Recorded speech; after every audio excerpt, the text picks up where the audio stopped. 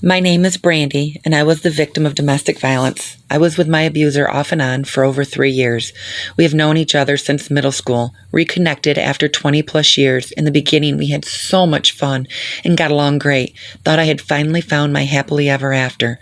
We quickly moved in together, and that's when things started to change. The negative comments, being on his phone all the time, messaging his baby mama, making me feel like I wasn't enough, no longer wanting to go out and do things, making me feel bad if I went out with family and friends, thinking we had just moved too fast and maybe need to be more understanding.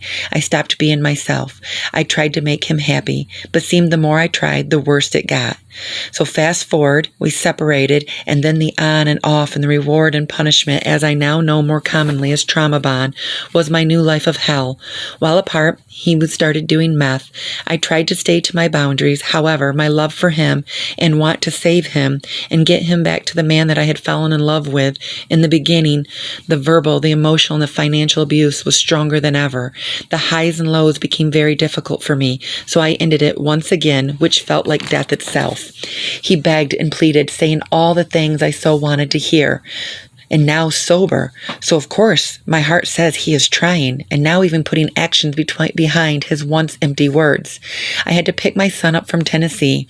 He begged me to take him with me, so I did. We had an amazing time, decided to turn it into our adventure and our starting over. We returned home July 4th. We spent with all of our kids. Less than 48 hours home, his friend Anthony started sending messages of getting high. He had been sober now for 5 weeks, tried to get me to understand one last party. I simply told him, do as you want, but if you go, not to call me. He looked at me with those cold eyes and said, I can get a girl anywhere. I stated back, yeah, well, I can get a man anywhere. He said, not as good as me. I then stated, well, if not one, I can get two, and he punched me in the eye while I was driving. As you can see here in this image, I had received more than just this injury that day. He is currently in jail, and I am in counseling and learning to tell my story in hopes that it just might help someone else someday and that we are not alone.